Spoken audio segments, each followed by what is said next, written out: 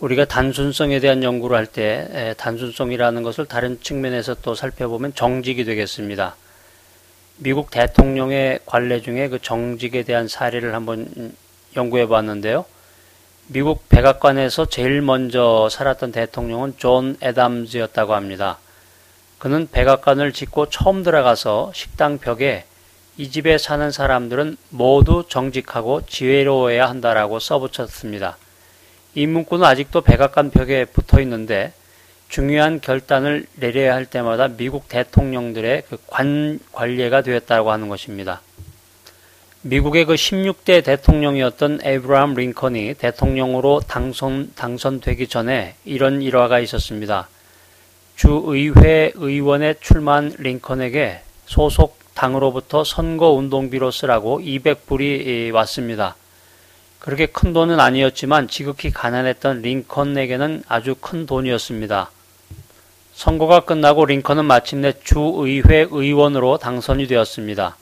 그런데 링컨은 그가 받았던 200불의 선거운동비 중에서 199불 25센트를 당 본부로 다시 돌려보냈습니다. 이를 받은 그 본부에서는 놀랐습니다. 왜 그러냐면 링컨이 돈과 함께 다음과 같은 내용의 편지를 보냈기 때문입니다. 선거연설 회장 비용은 내가 갚았고 또 여러 유세장을 돌아다니는 데는 말을 탔기 때문에 비용이 들지 않았습니다. 다만 유지 가운데 한 사람이 목이 마르다는 사람이 있어서 사이다 한 잔 사준 것이 75센트가 들었습니다. 그 다음은 아무 비용도 들지 않고 저는 무사히 당선이 되었습니다. 굉장히 도전이 되는 말이죠. 유명한 소크라테스가 죽기 전에 그의 제자였던 플라톤에게 한 말이 기억이 납니다. 나는 이제 죽음을 향하여 아무런 거리낌이 없다. 그러나 에스크레피아스에게 닭 한 마리 빌리고 갚지 못하였구나. 빚을 남기고 가니 부디 잊지 말고 갚아주기 바란다. 자, 깨끗한 가치관과 사회 풍토를 조성했던 위대한 철인의 이야기였습니다. 그 뒤를 파보아도 떳떳하고 옆을 파보아도 깨끗한, 그래서 링컨처럼 75센트의 명세서를 내놓을 수 있어야 많은 사람의 지지를 받는 영적 리더가 될 수 있는 것입니다. 안중근 의사가 어렸을 때 아버지가 굉장히 엄했는데 그의 집에 아버지가 소중하게 여기는 보물 같은 벼루가 하나 있었습니다. 하루는 어린 안중근이 아버지가 안 계실 때 그 벼루를 꺼내 쓰다가 그 벼루를 깨트려 버렸습니다. 안중근이 당황하고 있을 때 그 집 하인이 이런 얘기를 했습니다. 그러지 말고 제가 깨트렸다고 하겠습니다. 만일에 도련님이 깨트렸다고 하면 아마 큰 난리가 날 거예요. 도련님 그렇게 하시죠. 아니 그럴 필요 없네. 이웃과 아버지가 오시자마자 안중근은 무릎을 꿇고 이렇게 말했습니다. 아버님 대단히 죄송합니다. 아버님께서 소중히 여기시고 손대지 말라고 하신 벼루를 제가 몰래 쓰다가 깨트려 버렸습니다. 그 말을 들은 안중근의 아버지는 회초리로 안중근의 종아리를 때렸는데 얼마나 심하게 쳤는지 종아리에서 피가 났다고 합니다. 얼마 후에 아버지 앞에서 물러나온 안중근이 그 종아리에 맺힌 피를 닦고 있는데 아까 그 하인이 다가왔습니다. 그러게 제가 뭐라고 했어요. 내가 했다고 하면 될 걸 못하러 도련님이 했다고 해가지고 이 아픔을 겪는단 말이에요.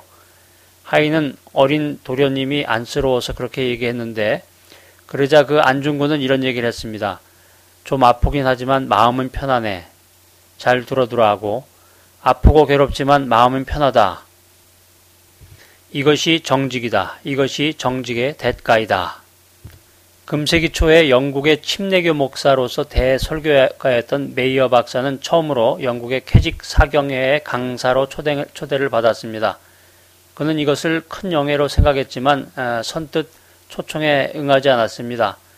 포기할 수 없는 어떤 문제로 하나님과 대화를 나누고 있었기 때문입니다. 그 결과 자기 사역에 영향이 가고 교인 수도 줄어가고 있었습니다. 그런데 메이어 박사는 캐직 대회를 위한 메시지 전달에 도전에 직면해서 캐직이 위치한 북영국의 작은 마을이 있는 호수지대로 가서 산 위로 올라갔습니다. 그는 거기서 무릎을 꿇고 자기 문제를 갖고 하나님께 기도했습니다. 주님, 이 문제 하나만 제외하고는 주님께서 저희의 생애의 모든 열쇠를 쥐고 계십니다. 이제 저에게서 이 마지막 남은 열쇠도 가지고 가시어 저의 모든 것을 다스리십시오. 메이어 박사는 이 경험과 관련해서 나중에 캐직 사경회 때 다음과 같은 간증을 했다고 합니다. 주님이 어떻게 하신지 아십니까? 그 열쇠를 취하시지 않았습니다. 그 대신에 아예 문을 제거해 버리셨답니다. 이제 내 삶은 예수 그리스도의 얼굴에 있는 하나님의 영광을 아는 빛으로 가득 차게 되었습니다.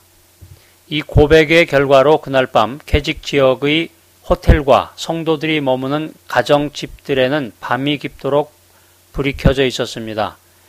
수많은 교인들이 하나님과 바른 관계를 맺느라고 늦도록 기도하고 있었기 때문입니다. 사과와 용서를 비는 편지들이 쏟아져 나오고 밀린 부채들이 정리되었습니다. 주님 앞에 바르게 선 한 사람의 정직이 가져온 부흥이었습니다.